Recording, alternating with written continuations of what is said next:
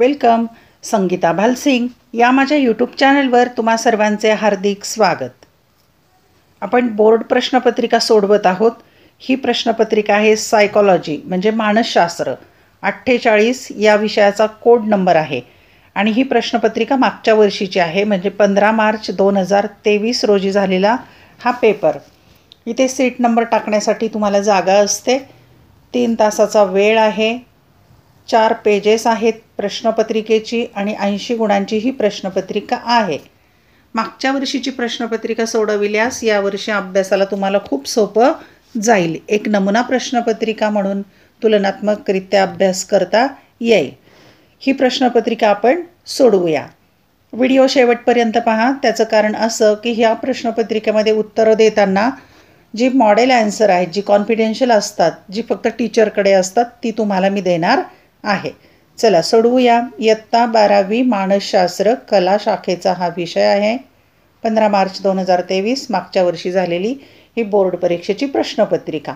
उत्तरं कशी लिहायची, काय मार्गदर्शन आहे ते आपण आता पाहूया. पहा, इथे पिवळ्या रंगामध्ये एक वेगळी स्लाईड दिसते. ही आहे कॉन्फिडेन्शियल. आता तुम्हाला जशी बोर्ड परीक्षेला प्रश्नपत्रिका असते, मग तुमची उत्तरपत्रिका चेक करण्यासाठी शिक्षकांना मार्गदर्शन म्हणून अशा प्रकारची उत्तरपत्रिका दिली जाते. त्यावरून आपण या प्रश्नपत्रिकेची उत्तरं चेक करतो. ही प्रश्नपत्रिका दिनांक इथे दिलेली आहे 15 मार्च 2023. सायकॉलॉजी 48 हा कोड क्रमांक. मॉडेल ॲन्सर्स म्हटलं आहे म्हणजे नमुना उत्तर आहे. आणि स्कीम ऑफ मार्किंग म्हणजे गुणदान कसं करायचं ते मार्गदर्शन टीचरला आहे. 3 तासाचा वेळ आहे. 8 पेजेस आहेत आणि 80 गुणांची ही प्रश्नपत्रिका. याच्या आधारे आपण आता उत्तरं पाहूया. आता या सूचना ज्या आहेत तुमच्या प्रश्नपत्रिकेत दिलेल्या असतात. 1. सर्व प्रश्न सोडविणे अनिवार्य आहे. अनिवार्य म्हणजे कंपल्सरी. 2. उजवीकडील अंक पूर्ण गुण दर्शवतात. प्रश्नपत्रिकेत उजव्या बाजूला कोणत्या प्रश्नाला किती गुण आहे ते दाखवलेलं असतं. आणि 3री महत्त्वाची सूचना, प्रत्येक प्रश्नाच्या उत्तराचा प्रारंभ नवीन पृष्ठावर करावा. जो प्रमुख प्रश्न आहे, पहिला, दुसरा, तिसरा, हे जे नवीन पानावर घ्यायचे आहेत, या सूचना वाचायच्या आणि फॉलो करायच्या. तुमच्या उत्तरपत्रिकेत या सूचना असतात. आता पेपर चेक करताना परीक्षेचा पेपर चेक करणाऱ्या टीचरला काय सूचना आहेत ते पाहूया. गुणदान करण्याच्या संदर्भात सूचना आहेत. गुणदान पद्धती. प्रश्न पहिला वस्तुनिष्ठ असतो. अ, ब, क, ड आणि प्रत्येक ठिकाणी 5-5 गुण आहेत म्हणजे प्रत्येक प्रश्नाला उपप्रश्नाला 1-1 गुण असणार आहे. झाले 20. प्रश्न दुसरा एकूण गुण 10 गुणांचा आहे म्हणजे प्रत्येक प्रश्नाला 2 गुण. तिसरा प्रश्न 12 गुणांचा, प्रत्येक उपप्रश्नाला 3 गुण. चौथा प्रश्न 8 गुणांचा, प्रत्येक उपप्रश्नाला 2 गुण. 5वा प्रश्न 10 गुणांचा, प्रत्येक उपप्रश्नाला 2 गुण. 6वा प्रश्नही 10 गुणांचा, प्रत्येक उपप्रश्नाला 5 गुण. आणि 7वा प्रश्न आहे एकूण गुण 10, एकच प्रश्न सोडवायचा, 10 गुण आहे तिथे. अशा प्रकारे गुणदान करण्याची सूचना असते. आता पहा, आपण पाहिलं की 1 ते 7 प्रश्न आहेत. 1 ते 7 प्रश्न एका व्हिडिओमध्ये घेतले तर खूप मोठा व्हिडिओ होईल म्हणून याचे 3 भाग केलेत मी. भाग क्रमांक 1मध्ये पहिला आणि दुसरा प्रश्न सोडवला आहे. हे व्हिडिओ लेक्चर मी पोस्ट केलेलं आहे. या चॅनलच्या प्लेलिस्टवर जाऊन पाहू शकता. भाग क्रमांक 2 आज आपण सोडवणार आहोत. भाग क्रमांक 2मध्ये प्रश्न 3रा आणि 4था आपण आज सोडवूया आणि नंतर 5वा, 6वा, 7वा प्रश्न सोडवू. चला, 3रा आणि 4था प्रश्न त्याचे उत्तरं कशी लिहायची ते पाहू. प्रश्न 3रा, खालील बाबींवर प्रत्येकी 50 ते 60 शब्दात टिपा लिहा. कोणत्याही 4 सोडवायच्या 6 पैकी आणि 12 गुण आहेत म्हणजे एका प्रश्नाला 3 गुण.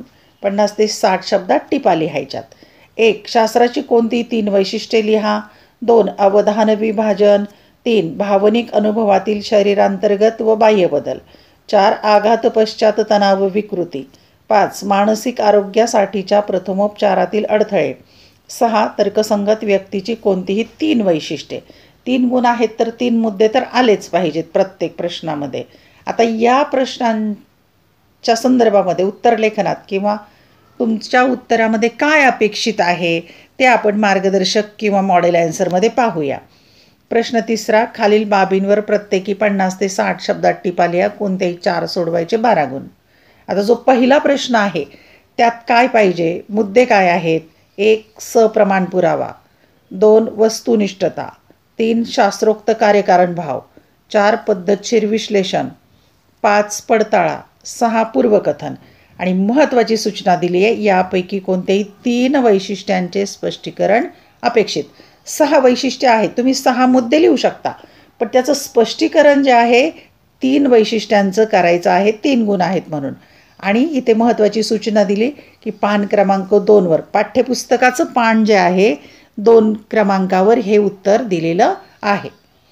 दुसरा प्रश्न, व्यक्ती एकाच वेळी 2 कृती करताना पाहतो, एकाच वेळी 2 कृतींकडे अवधान देऊ शकत नाही, त्याचं उदाहरण द्यायचं अवधानाचं. आणि पान क्रमांक 34, पाठ्यपुस्तकाचं पान क्रमांक 34वर दुसऱ्या प्रश्नाचं उत्तर आहे. तिसरा प्रश्न, प्रश्नाचं उत्तर काय पाहिजे? भावनिक अनुभवातील शरीरांतर्गत व बाह्य बदल. 1 भावनेमुळे निर्माण होणारे शरीरांतर्गत बदल आणि 2 भावनेमुळे निर्माण होणारे शरीरबाह्य बदल. पाठ्यपुस्तकात 49 पान नंबरवर हे उत्तर दिलेलं आहे. पुढचा प्रश्न पाहूया. चौथा प्रश्न, आघात पश्चात तणाव विकृती, त्याचं स्पष्टीकरण लिहायचं आणि त्याच्या 3 अवस्था लिहायच्या. 1 धक्का अवस्था, 2 सूचना अवस्था आणि 3 पुनर्प्राप्ती अवस्था. आणि पाठ्यपुस्तकामध्ये पान क्रमांक 72वर हे उत्तर मिळेल. 5वा प्रश्न, मानसिक आरोग्यासाठीच्या प्रथमोपचारातील अडथळे. 1 मानसिक आजारासंबंधी कलंक किंवा काळिमा, 2 लज्जा, लाज किंवा शरम, 3 ज्ञानाचा अभाव आणि 4 संस्कृती. आणखी पण मुद्दे आहेत यामध्ये. 5वा मुद्दा दिला आहे मोठ्यांचा सल्ला घेणे आणि 6वं अंधश्रद्धा. इथे सूचना दिली आहे, या घटकांचे स्पष्टीकरण अपेक्षित. यापैकी 3 मुद्द्यांचं स्पष्टीकरण करा. आणि याचं उत्तर कुठे आहे तर पाठ्यपुस्तकात पान नंबर 79, 80 आणि 81 या पान नंबरवर हे उत्तर दिलेलं आहे. 6वा प्रश्न, तर्कसंगत व्यक्तीची कोणती 3 वैशिष्ट्ये लिहायची? फक्त 3 लिहायची. इथे 5 दिलेली आहेत.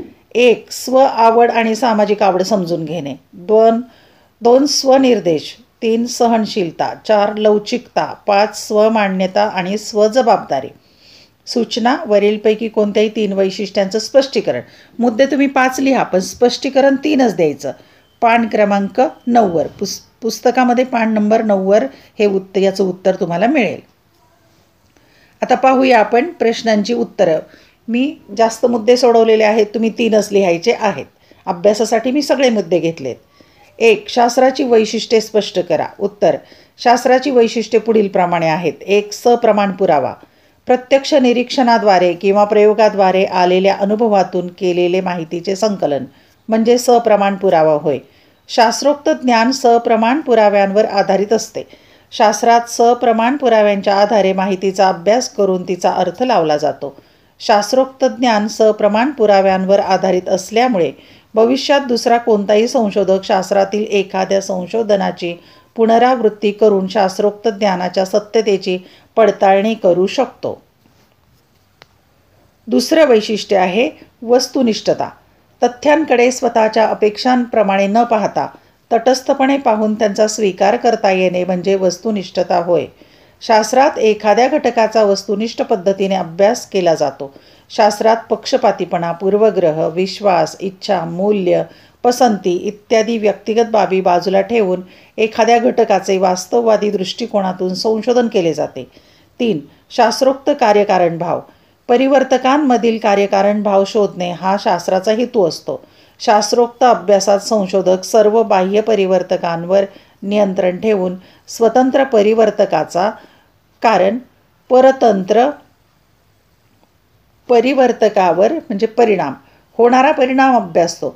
उदाहरणार्थ इतर सर्व घटक स्थिर ठेवून संशोधक मनोन्यास व या स्वतंत्र परिवर्तकाचा समस्या परिहार या परतंत्र परिवर्तकावर होणारा परिणाम शोधून काढू शकतो. 4 पद्धतशीर विश्लेषण. शास्त्रात एखाद्या घटकाचा शास्त्रोक्त अभ्यास करण्यासाठी पुढील पायऱ्यांचा क्रमवार अवलंब केला जातो. 1 संशोधनासाठीची समस्या निश्चित करणे, 2 गृहीतक मांडणे, 3 माहितीचे संकलन करणे, 4 माहितीचे विश्लेषण करणे, 5 सार्वत्रिक नियम शोधणे आणि 6 पूर्वकथन करणे. 5 पडताळा. दिलेल्या परिस्थितीत शास्त्रीय माहितीची कोणत्याही काळात व कोणत्याही ठिकाणी प्रचिती घेता येणे म्हणजे पडताळा होय. पडताळ्यामुळे शास्त्रोक्त माहितीच्या विश्वसनीयतेची खात्री पटते व त्याद्वारे शास्त्रोक्त सिद्धांत मांडणे शक्य होते. 6. पूर्वकथन. शास्त्राद्वारे पूर्वकथन करता येते. संशोधक एखाद्या घटकाचे केवळ वर्णन करीत नाही तर घटकाचे स्पष्टीकरण व त्या अनुषंगाने पूर्वकथनही व आवश्यकतेनुसार नियंत्रण देखील करतात. उदाहरणार्थ, एखाद्या कारखान्यातील कामगारांच्या अनेक समस्या किंवा तक्रारी असतील तर ते असमाधानी असतील तर ते संप करू शकतात असे पूर्वकथन करता येते. आणि महत्त्वाची सूचना, या 6 पैकी कोणतेही 3 मुद्दे लिहा. तर कोणते लिहायचे? ज्याचं विश्लेषण थोडं आहे, जे तुम्हाला समजतात असे मुद्दे 3च लिहा, 4 लिहा. दुसरी टीप आहे अवधान विभाजन. उत्तर: 1. एकाच वेळी 2 क्रिया करणे म्हणजे अवधान विभाजन होय, परंतु प्रत्यक्षात खऱ्या अर्थाने अवधान विभाजन शक्य नसते. 2. काही व्यक्ती एकाच वेळी 2 कृती करताना आपण पाहतो. उदाहरणार्थ, विणकाम करणे व टी व्ही पाहणे. परंतु या उदाहरणातील व्यक्ती विणकाम यांत्रिक पद्धतीने करते आणि टी व्ही पाहण्याचे काम अवधान देऊन करते. त्यामुळे हे खऱ्या अर्थाने अवधान विभाजन नव्हे. तिसरा मुद्दा, जर व्यक्तीने एकाच वेळी 2 क्रियांकडे अवधान देण्याचा प्रयत्न केल्यास कामातील चुकांची संख्या वाढते, कार्यक्षमता कमी होते व मानसिक गोंधळ वाढतो. उदाहरणार्थ, एखाद्या व्यक्तीला वर्तमानपत्र वाचणे आणि टंकलेखन करणे अशी 2 कार्ये एकाच वेळी करण्यास सांगितली असता व्यक्ती या 2 कार्यांपैकी कोणतेही कार्य बिनचूक करू शकणार नाही. प्रश्न क्रमांक 3. भावनिक अनुभवातील शरीरांतर्गत व बाह्य बदल. उत्तर: 1. भावनिक अनुभवातील शारीरिक बदल म्हणजे भावनिक उद्दीपकास प्रतिसाद देताना शरीरात निर्माण होणाऱ्या स्वायत्त प्रतिक्रिया होत. कोणत्याही भावनिक उद्दीपकाचे पूर्वानुभवाच्या आधारे संवेदन होते. भावनिक उद्दीपकाचे संवेदन झाल्यानंतर शरीरातील मज्जासंस्था, ग्रंथीसंस्था, शरीरांतर्गत स्नायू यांच्या कार्यात बदल घडून येतो. 2. भावनिक अनुभवात पुढील काही शरीरांतर्गत बदल घडून येतात. रक्तदाबाचे प्रमाण कमी जास्त होणे, हृदयाची धडधड कमी जास्त होणे, श्वासोच्छ्वासाचा वेग जलद किंवा संथ होणे, लाळेचे प्रमाण कमी जास्त होणे, जठराच्या व आतड्याच्या कार्यात बदल होणे इत्यादी. 3. भावनिक अनुभवात पुढील काही शरीरबाह्य बदल घडून येतात. 1. आवाजाची पातळी वाढणे किंवा कमी होणे. 2. कपाळावर आठ्या पडणे. 3. घाम येणे. 4. अंगावर रोमांच किंवा शहारे येणे. 5. नेत्र छिद्रांचा म्हणजे डोळ्यांचा आकार वाढणे इत्यादी. प्रश्न क्रमांक 4. आघात पश्चात तणाव विकृती. उत्तर: 1. प्रिय व्यक्तीचा मृत्यू, भूकंप अशा आघातांचा स्वतःस अनुभव आल्यामुळे किंवा अशा आघाताच्या प्रसंगांचा साक्षीदार असल्यामुळे निर्माण होणारा तीव्र तणाव, निद्रानाश, अस्वस्थता यासारखी लक्षणे 1 महिन्यापेक्षा जास्त कालावधीसाठी आढळून आल्यास निदान केली जाणारी विकृती म्हणजे आघात पश्चात तणाव विकृती होय. 2. आघात पश्चात तणाव विकृतीने ग्रस्त व्यक्ती धक्का अवस्था, सूचना अवस्था आणि पुनर्प्राप्ती अवस्था या 3 अवस्थातून मार्गक्रमण करते. 1. धक्का अवस्था, शॉक स्टेज. या अवस्थेत व्यक्ती आघातामुळे अस्वस्थ झालेला असतो, त्याला काहीच सुचत नाही, ती आघात अवस्थेत असते. 2. सूचना अवस्था, सजेस्टेबल स्टेज. या अवस्थेत व्यक्ती आघाताच्या अवस्थेतून कसा बाहेर पडेल याची माहिती इतरांकडून घेण्याचा प्रयत्न करतो. या अवस्थेत व्यक्ती संवेदनशील झाल्यामुळे कोणत्याही व्यक्तीने दिलेल्या सूचना स्वीकारून परिणामांचा विचार न करता वागू शकतो. 3. पुनर्प्राप्ती अवस्था, रिकव्हरी स्टेज. या अवस्थेत व्यक्ती तणावाखाली असला तरी त्याचे मानसिक संतुलन निर्माण व्हायला लागते. घडलेल्या मानसिक आघातातून बाहेर पडण्याचा प्रयत्न करतो. या काळात काही व्यक्तींना मानसिक समतोल राखता येत नाही. परिणामी आघात पश्चात तणाव विकृती निर्माण होते.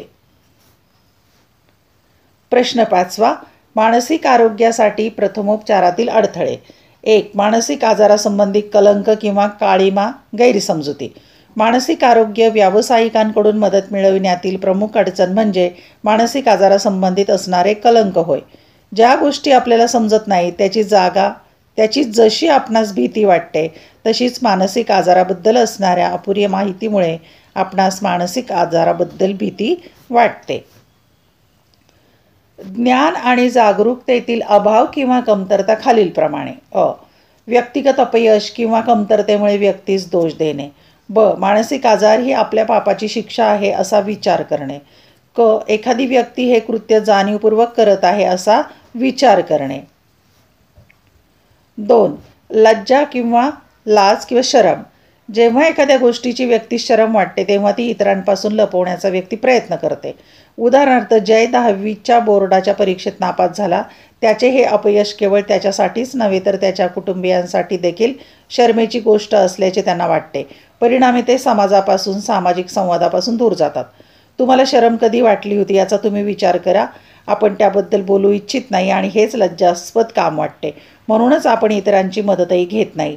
मानसिक आजार अनुवंश, जनुकशास्त्र, सामाजिक सांस्कृतिक घटक, पर्यावरणीय घटक इत्यादींच्या जटिलतेमुळे निर्माण होतात हे लक्षात घेणे आवश्यक आहे. ते वैयक्तिक कमतरतेमुळे कधीच निर्माण होत नाहीत. म्हणूनच मानसिक आजाराचे निदान झालेल्या व्यक्तींना दोष देण्यापेक्षा त्याला आधार देणे आणि समजावून घेणे फायदेशीर ठरते. 3. लोकांना नेहमी कसे उत्तर प्रतिसाद द्यावे माहीत नसते. आपल्याकडे सल्ला घेण्यासाठी आलेल्या मित्राला आपणास खरोखरीच मदत करायची असते, परंतु आपण नेहमी यशस्वी होतोच असे नाही. तसेच आपल्याला नक्की काय सांगायचे आहे तेही माहीत नसते. अशा प्रकरणात चांगले होण्याऐवजी नुकसानच अधिक होण्याची शक्यता असते. संस्कृती. आपल्या संस्कृतीमध्ये एखाद्या व्यक्तीचे वर्तन म्हणजे त्याच्या कुटुंबाचे प्रतिबिंब आहे असा विचार केला जातो. मानसिक आजारासंदर्भात व्यक्तीची नकारात्मक भावना जुळलेली असते. त्यामुळे ही भावना त्या व्यक्तीला एखाद्या व्यावसायिक मानसिक तज्ज्ञाची मदत घेण्यापासून रोखते. हे कदाचित त्या कुटुंबाच्या सामाजिक दर्जास धक्का पोहोचविणारे असते. मोठ्यांचा सल्ला घेणे. बऱ्याच वेळा आपण घरातील किंवा समाजातील मोठ्या व्यक्तींचा सल्ला आपल्या समस्या सोडवण्यासाठी घेतो. परंतु कदाचित लोकांचा असा चुकीचा विश्वास आहे की मोठ्या लोकांचा सल्ला व मार्गदर्शन हे मानसिक आजार बरा करण्यासाठी पुरेसे आहे. मनोचिकित्सकाकडे जाण्याची गरज वाटत नाही.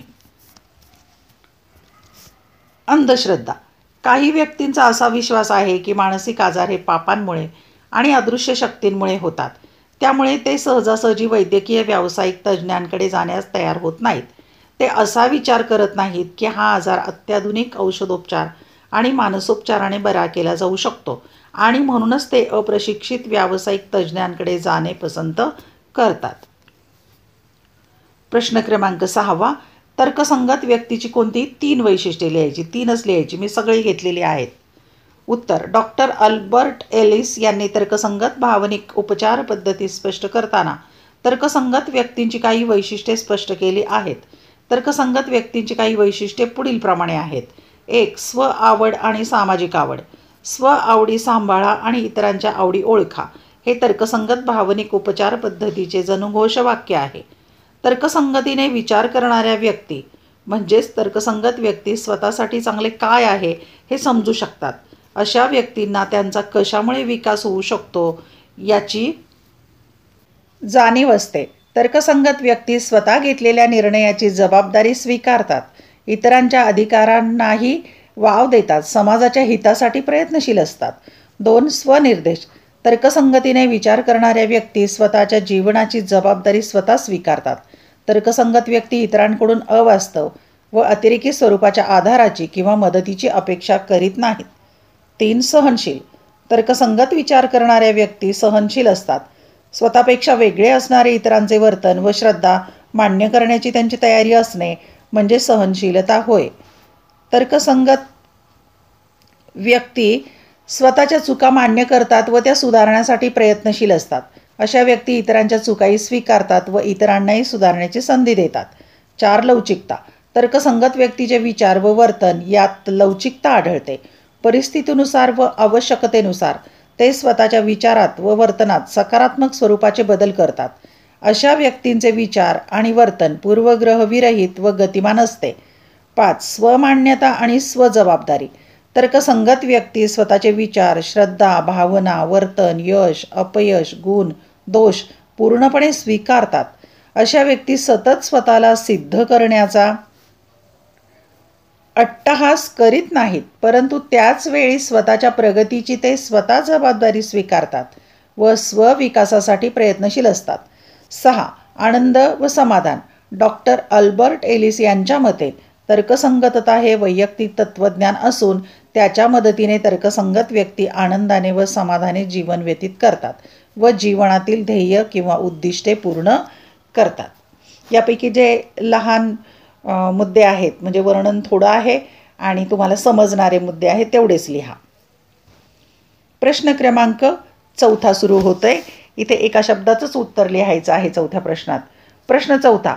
खालील उदाहरणांवर आधारित प्रश्नांची केवळ शब्दात उत्तरे लिहा. कोणतेही 4 सोडवायचे. 6 दिले, 4 सोडवायचे, 8 गुण. एकाच शब्दात उत्तर लिहायचं आहे. नंबर 1. सरिताने आपल्या मुलाच्या जन्मापासून ते 10 वर्षाचा होईपर्यंत त्याच्या शारीरिक भाषिक विकासाच्या नोंदीचा एक तक्ता तयार केला. हा तक्ता तयार करताना सरिताने मानसशास्त्राची कोणती अभ्यास पद्धती उपयोगात आणली? तर याचं उत्तर आहे निरीक्षण पद्धती. आणि पाठ्यपुस्तकामध्ये पान क्रमांक 6 याचं उत्तर मिळेल. 2.